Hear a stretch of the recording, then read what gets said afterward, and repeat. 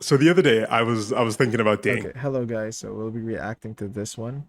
Uh yeah, it's not just you. Everyone hates dating apps now. So uh we're just going to to this video and see what's it about. Okay. Apps, right? And I was wondering how they were getting on. And it turns out that they are not doing great. Bumble's actually down 92% since it Oh first my went public. gosh. Bumble went down 92%. What the fuck?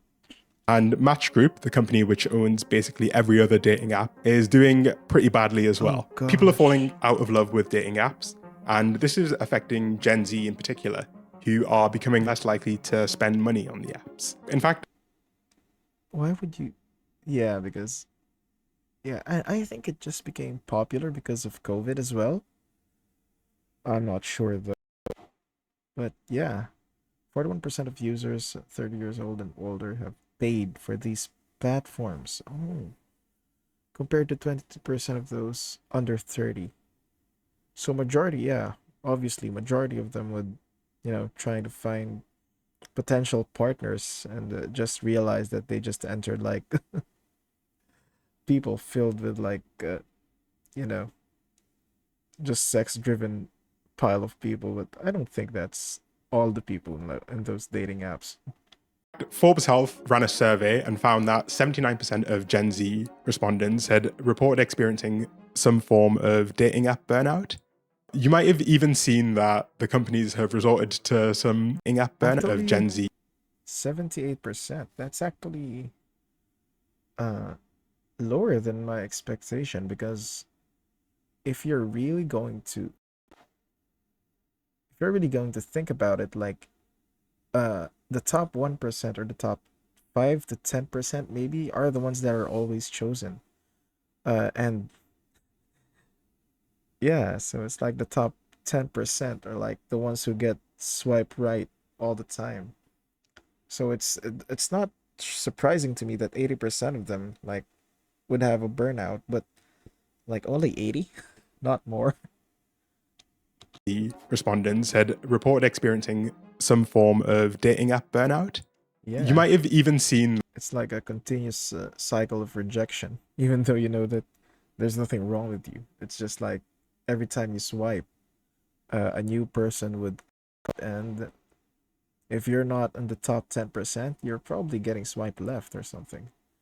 And that I think it happens more to guys because I think girls get swiped right often compared to guys. But yeah, I think the same concept applies. Like the majority of the top 10% or the top 1% is the one that like gets all the options, and the other ones are left with like no options.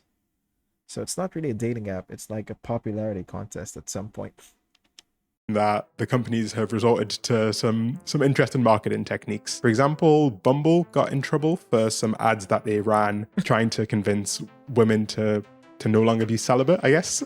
People weren't too happy with these adverts. Yeah. Now, this is a far cry from the promise that dating apps made for us. When they first launched, it would be difficult to believe that around a decade At first, we wanted a really famous person here to tell you about Okay. Capital.com.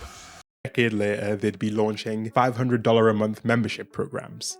Oh If we try to gosh. understand how we ended up here, we maybe can come to $500 to meet conceited people ranking themselves. Well, not technically ranking themselves, but being like a king, choosing who or who to date or something like deciding if people is enough for them or worthy of their time. some interesting conclusions, not just about these apps, but maybe about human relationships more broadly and the assumptions that we might make about each other. The first thing that's worth explaining is that the decline of these apps is in large part a signal of broader trends in technology. There's this idea of enshittification, the phenomenon of online platforms degrading the quality of their services over time, leading to an overall decline in user satisfaction. Well, it depends, I think. Uh, yeah. Yeah, if it's too redundant, if you change the main concept of it, I mean, there are some online platforms that adapt to that properly, or at least adapt to it and monopolizes it once it becomes very popular, like Facebook. I don't see any apps soon. Maybe there will be, but as of now, I don't see any app that would beat Facebook at what it's doing, or Instagram at what it's doing. But for dating apps, I think, yeah, it didn't become a monopoly. Well, if you're talking about like the only company that owns more than half of the dating apps, yeah, well, yeah, it's partly a monopoly, but it doesn't change much. It's the same concept. You swipe left, you swipe right, you talk to people, and you just realize that, you hate people. You hate most of the people.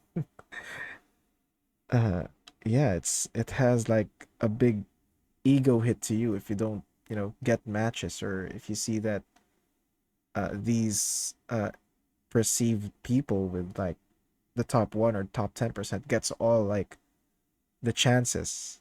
Yeah, so it doesn't change over time. It doesn't help you.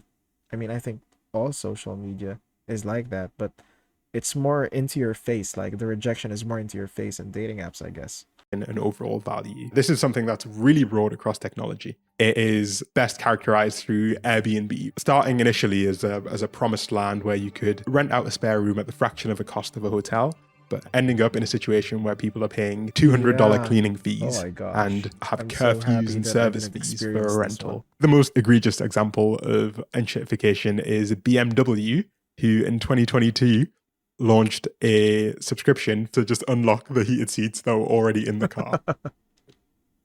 That's that's an asshole move, really, from BMW. It's like the car itself isn't expensive enough. You already bought the parts. Now I'm giving you a subscription just for the heatings.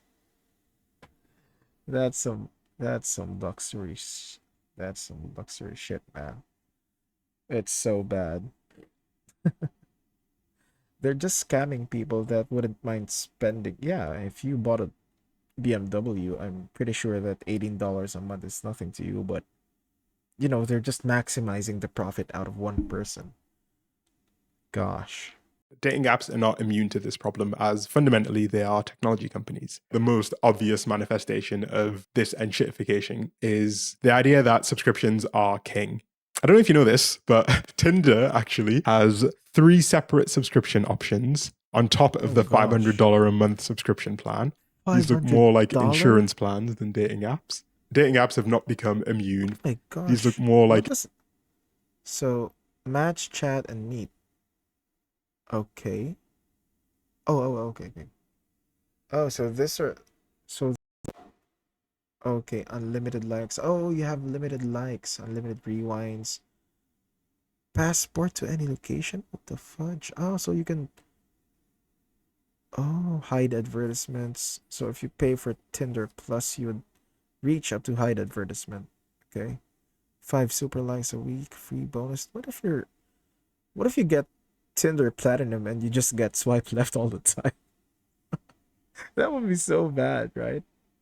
Or if you're like a regular user, but you're like a solid 10, you're not paying anything and you'll get all the swipes. That would be, yeah, it just sucks. You can't do anything about it if you don't get swipe right, if you're not, attractive enough, or at least at face value.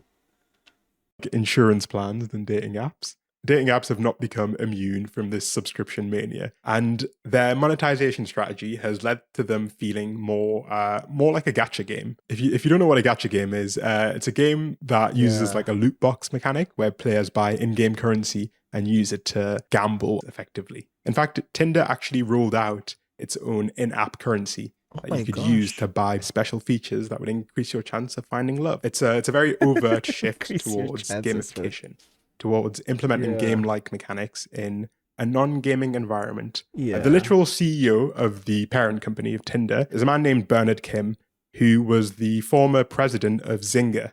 If you don't know who Zynga are, they are the company that is responsible for all of the worst mobile games. You know, the ones that look like this, right? And it's no surprise that these mechanics have been transferred directly from mobile games, which are some of the most addictive games in the world. Yeah, they're just maximizing the profit out of the people that, have excess money to pay for love, I guess. That's just sad, man. to dating apps. I mean, this company deserves to go down. This idea of gamification, broadly put, is simply just driving engagement and driving usership, not by providing a service, but by hijacking your brain's reward circuitry and making you addicted to the app rather than enjoying the app. Yeah. As these apps have become increasingly gamified, people have responded much how they would respond to an actual game. Okay, wait, I'm just gonna add music. He doesn't have, like, music in his... So at least it will be a little bit livelier, I guess. Yeah, just an old tavern music. By trying to exploit the mechanics of the game. In the world of dating, this manifests as hinge hacks. So there's this whole world on TikTok, which I didn't know about, of people sharing techniques and tips that you can use to make your experience of using dating apps a little. Yeah, but this doesn't change the fact if your profile isn't good enough, man. If you don't look good enough, if your hobbies are not good enough, you can... Yeah, if you like people that does not match with your personality and with your, like, general level of attractiveness, you wouldn't get the matches that you're looking for. I think that's right. And I think that I'm not wrong with that. Yeah. I think that's accurate, because if you're like a 2, and I don't want to put numbers on people, but if you follow like the normal distribution curve, there will always be people that are on the top picked people, and there's always like people that, you know, don't get as much attention. So if you're like a 4 or a 5 and you're looking for a 10 or a 9, you won't get it unless, like, you're very lucky. And I'm sure that if that 9 is actually happy to spend time with a 5 or like a 6 or something, they would have probably, you know, gotten it. Not unless you're ready to break up a relationship or something. Yeah, but that's what I'm saying. Like, no matter what you do, if you're not likable, or if your interest doesn't align with people that you like, and them not liking you back, yeah, I can't do anything about it. You can match, but it doesn't, like, increase your chances at getting along with them. If you don't, like, you can match on Tinder or in any dating app, but if your interests don't align, it's useless. A little better. Some of these things include refreshing your Hinge feed by threatening. Go to motionray.com to add this to your video, and that, and that. Fire, smoke, that's a 2D. That's a good ad. Get it on Motion Array. And then to delete your account, which supposedly flags Hinge and makes you way more likely to show up in other people's feed. Other people's decisions have been things like choosing to use AI wingmen to create a profile that is AI wingman. But, you know, if you talk with ChatGPT like a normal person, they actually sound better than some people talking back to you. Because, you know, they learn on, they focus on giving the user a positive experience. Not only would they agree with you, but they would actually mirror the way you speak with them to get, not your trust, but, you know, to give you, like, a good time, a good experience. So yeah, if you ever watched the movie Her, yeah, the AI, if done correctly, can do that, can mimic a person, and even better, because they would only use the good traits of that person. They would almost never disagree with you, unless you tell them to. And even if they did, they're going to say it in a lighter sense. Lighter sense compared to other people, at least. Optimized for these algorithms. Enshirtification isn't necessarily a complete explanation, though, because despite the fact that many other services in technology have been getting worse and worse, the companies seem to still be doing great. And there are some unique dynamics of these apps that make them especially prone to collapse, and that can help us understand the mass exodus. Part of it is simply the fact that these apps promote the idea that they'll literally change your life. Hinge, for example, markets itself as the dating app designed to be deleted, which is an extremely big promise. It's a promise that I personally, as a cynic, feel like isn't necessarily true. Hinge is owned by a $9 billion company. Oh my so, God. I don't think they want you to delete any of their apps. I should mention that I tried to Yeah. consult a variety of sources. That's a good And marketing sometimes tool, that though. leads you, especially with dating, down some uncomfortable rabbit holes. And so I want to maybe address a few preconceptions that people can often have after having had a bad experience with dating apps. They're not an enjoyable experience for anyone, regardless of gender identity. Around 8. Well, that's wrong because some people get together because of dating apps. But, the amount of people that feel resentment because of what happened to them because of dating apps is just a lot more. Okay, that doesn't disprove that there is still some good results from dating apps. 8% of women report feeling some level of burnout, and around 74% of males report feeling some kind of burnout as well. The unenjoyable experience is pretty evenly split across the aisle. We have some very different problems that occur, but no set of problems is one more significant than the other. Interestingly enough, men outnumber women 3-1 on Bumble and Tinder, and yet women report higher rates of negative experiences. That's not to invalidate the fact that men.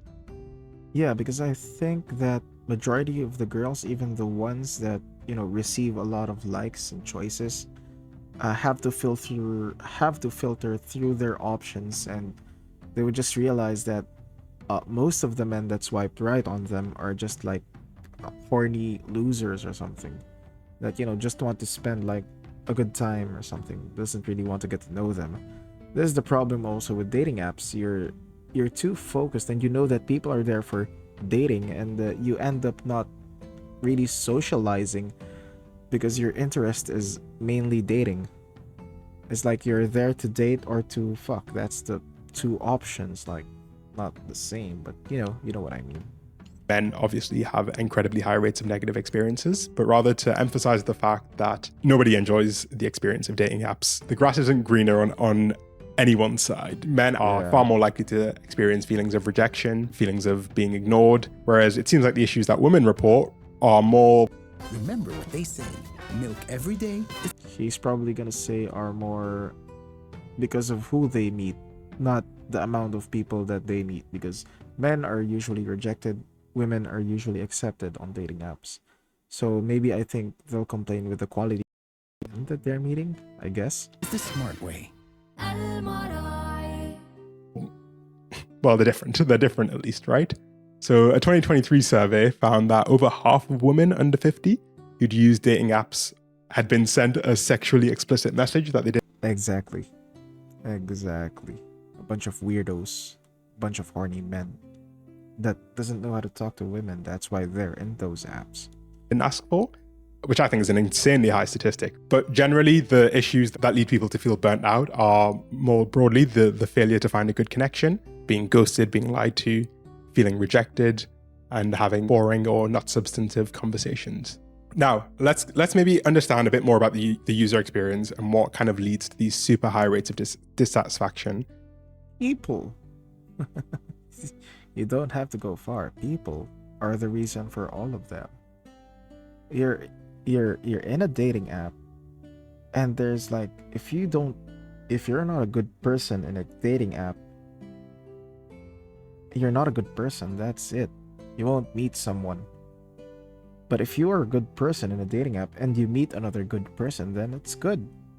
Yeah, it's good. You're not gonna lie each other. You're not gonna reject each other. And if you're really interested with the person and not just, being horny, you can actually make good conversations with them. But like if you're like a good person and you always meet an asshole or a bad person on the dating app, yeah, you'll get burned out. If you're a bad person looking for a good person, that person will ghost you. Okay, so that's, if you think about it, the main problem is people as well, the people you interact with. If everyone is not allowed to talk about like sex or something, that would like reduce the number of problems. Like if if over half the women, yeah, that would reduce the problem. You would get rid of all the horny people or something. And whether dating apps are actually benefiting from this or not, because it seems like they aren't benefiting from this huge level of dissatisfaction that people are experiencing. I want to explain a little term from economics called adverse selection. Planet Money wrote a little piece explaining how adverse selection might be an important factor in understanding why dating apps have gotten so bad lately. I haven't heard of this one. It's possible that dating apps face adverse selection. Basically, a new app starts up and hopeless romantics looking for real love begin flocking to it. But so do sleazy types who lie on their dating profile. Over time, the earnest daters go on a bunch of bad dates, encountering people who have no interest in real relationships or whose profiles are completely misleading. Like lemons driving good cars out of the used car market, maybe sleazeballs push great catches out of dating apps and ultimately ruin the quality of the whole app experience. So people go to a new app in the hopes of finding something better, and the cycle starts. Because you transferred from one place to another place that uses the same things, uses the same cycle, uses the same strategy, the same computation, the same algorithm, and you'll probably meet the same people again. Maybe not all the same people, but I'm very sure that people also migrate from different apps from this one. So yeah, it's not, this is correct. Starts again. This idea of adverse selection is basically the idea that people can take advantage of, the meta on dating app to promote themselves as something they're not, and ultimately lead honest, well-intentioned users to feel like the apps don't have any other honest users because they're only interacting with people who know how to game the app. This is this whole idea of, hinge hacks or using AI tools to beat the system. It doesn't necessarily make you a better person on a date. Yeah, and it's useless. Because if you're looking for love, if you're looking for, if you treat the app like it's a game, then, I mean, good for you, maybe, that you're enjoying it. But if you're going to use the app to look for someone that you would, make a connection to, you would hate using AI while talking to that person because you're not the AI. They would realize that they're talking to you and not, they would realize that they're talking to an AI and not to you once they meet you. It's like the AI is a lot more interesting and knows a lot more than you, would understand more references than you. That would suck so bad for you if that's your goal. But if your goal is to win, have the most match, that would be very easy, man. Just make a random profile of a hot girl or a hot guy and, I don't know, be nice for once, and you'll get a lot of likes for that one. I'm not saying that, hot-looking men or women are not nice.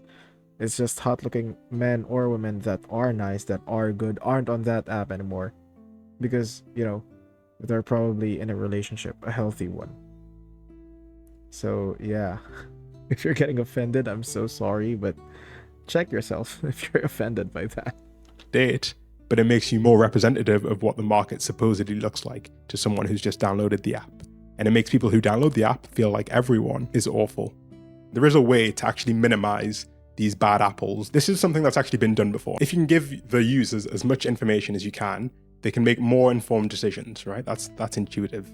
However, the more information you provide to those users, the harder it makes for the app to be gamified because they can't rely on the fact that you don't know things about other people. This is most clearly shown in the fact that Hinge's premium program, Hinge Plus and Hinge X, they both allow you to actually add more information about yourself. They allow you to filter your dates by...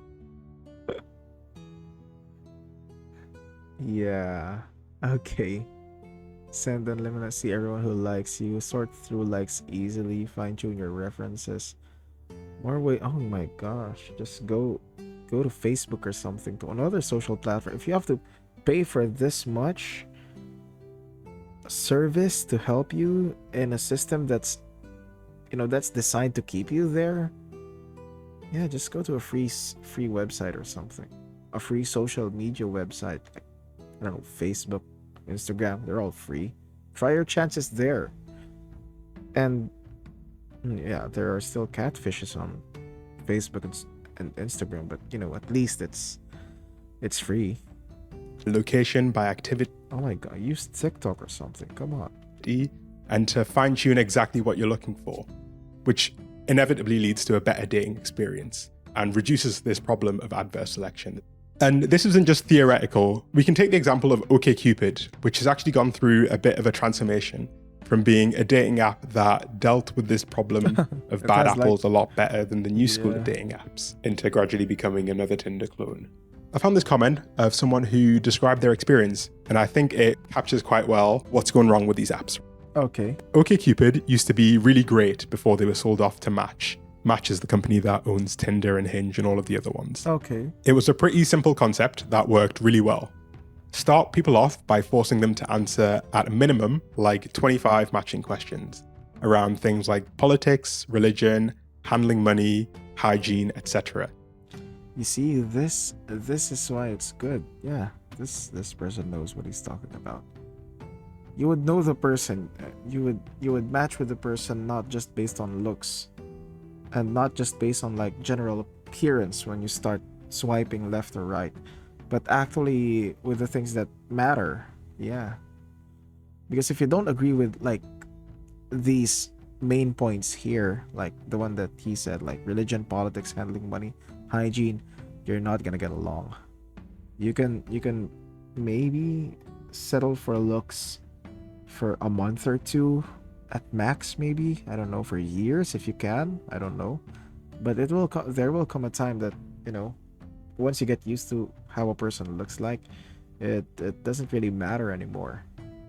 These things are the ones that will really matter, like your point of views. You should agree on some things, and if you don't agree with things, you should agree to disagree, because fights will happen. It will happen. No two people are like 100% alike. Even best friends fight. Core factors that people would consider when dating, essentially. Exactly. But the kicker was that you also got to specify how you would like your potential match to respond to the same question. And you got to That's weight so that good, response based on yeah. how much you cared about that particular question. After about 25 questions, you could always get a large enough sample size to match people, but it That's worked good. best at matching people that had answered over 100 questions each. It was like That's magic. good, Anyone yeah. with over an 80% match on that site always ended up being a surefire, amazing conversation. What this see? person is describing, without necessarily realizing, is this idea of adverse selection, right? The idea that just by having more and more information about who your potential matches are in terms of their interests, their likes, their personality, you can basically make dating apps be fantastic. However, the issue with that is that they can become a bit too good, right? And you end up in the situation where every person you match with is actually a pretty good person, and you're therefore extremely likely to quit the app. The ideal situation for these No, that means you're just not satisfied with whatever you have. If you match with a person that, you know, has you the same ideals, that is good with you, if you don't have satisfaction, or if you're not happy with what you have, then you'll never get tired of, you know, the options. You'll always keep on looking for the better option, even if you have the best option at hand. That's the problem, because I forgot what's the name, but it's not option paralysis, but I think it's the opposite. It's like you always move because you have an option, and that's also a bad thing. That's the reason why monks stay satisfied with how they live. I don't know if that's correct or not. Yeah, but you know, they're satisfied with what they have. They don't ask for more, or something like that. I'm not saying to live like the monks, but I'm saying that there's a lesson to be learned there. That what do you call this? That once you're satisfied and happy with something, you should appreciate that one. Maybe you wanna try different things, or this one, but you know, that problem lies in you, if you're contented or not. Yeah, live in content. Yeah, that's a good point. Let's just say that a chatter brought that up, because nobody's watching my stream. Yeah. these apps is this weird middle ground where they want you to find someone you like, but not too often, and not someone that you like too much, because then you delete the app. But they don't want you to have 0 matches, because that means that you'll delete the app super quickly. That's kind of the optimal model of a dating app, what's called a variable ratio reward, where you get a reward at an unpredictable interval, and you get a reward that's big enough every time to keep you chasing the next one, like a slot machine. And they're playing this like balancing game, and they're clearly not doing a very good job at it. When it comes down to it, ultimately, People want what they've always wanted, which is meaningful connection with others. And I think the real danger here is that people have been generalizing their experiences on dating apps as broader generalizations of how, quote unquote, society is today. And I think that's a big problem, because I would hope that most of us understand that, say, social media isn't necessarily a one-to-one representation of how people behave in real life. If you took Twitter posts, for example, to be the representation of how everyone behaves in the world would be in crumbles if everyone on Twitter is like saying it out loud, or a lot of people would be smacked in the mouth real quick. general, you'd be scared to go outside. If you took Instagram Reel comments, you'd think everyone was incredibly racist all of the time. It's an algorithmic mirage. Yeah, exactly. It's an algorithmic mirage, right? These algorithms are so capable of building a mirage that makes you think that what they are showing you is simply a direct representation of what reality is, when it's been filtered through layers and layers of algorithms and psychology in order to fundamentally change how you interact with it. Yeah. In short, they're just designing it to take money from you. So just go with the free options. That's also designed to use ads on you to take money from you. The good thing that we can take home from this is that people are ultimately voting with their wallets, which is by far one of the most effective ways you can actually create change. There's a big trend, you might have seen it, of run clubs now. A lot of people are joining run clubs in order to find love. And this to me is ultimately a good thing. It means that people are actually choosing to create their own alternatives, which is exactly what we need right now. There are many, many angles you can approach this from, but ultimately the biggest reason they're doing so badly is that they're not providing the service that they promised. The collapse of dating apps doesn't mean the collapse of romantic love. It means that it's actually going to spread a bit more towards the places where it needs to be, towards these organic spaces. Yeah. But then again, I'm also incredibly single, so take my words with a grain of salt. I like his disclaimer at the end, man. It's good, it's good. I don't agree with like 100% of what he's saying, but he really brings up good points. So that's I think you can't see it, so I'm gonna shift the camera here. It should be on top. Yeah, so this is the title of, and this is the creator. I'm gonna what do you call this one? Credit him on the React channel. So let's just go here, just to sum up everything. Okay, so what do you guys think? Because I think I've used some dating apps. I've met people from dating apps. I met the person that I love from a dating app. That's why I have different points of views from it. Not everyone has a failed experience in dating apps, but also I did not have good experiences in dating apps. But just you're talking with people. You're just talking with people. Don't be offended by a random stranger on the internet impersonating another person, unless like they do it purposely to like take money from you and this one. So yeah, it's not that bad actually. It helps you meet other people, especially if you don't have the time to meet other people. Man, if I had running clubs back then, I would have joined it, because I did sports back then and I ran a lot.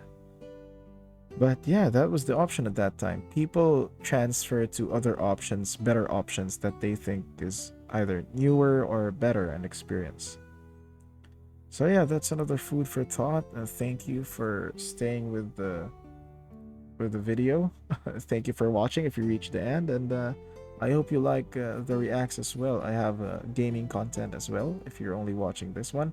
And if you came from gaming content, then thank you for watching lots of my videos. I enjoy making them. I don't make like a hard effort doing all of them, but I make sure that I give some time and love to this hobby. I really like doing it. So yeah, thank you for watching, and I'll see you in the next video.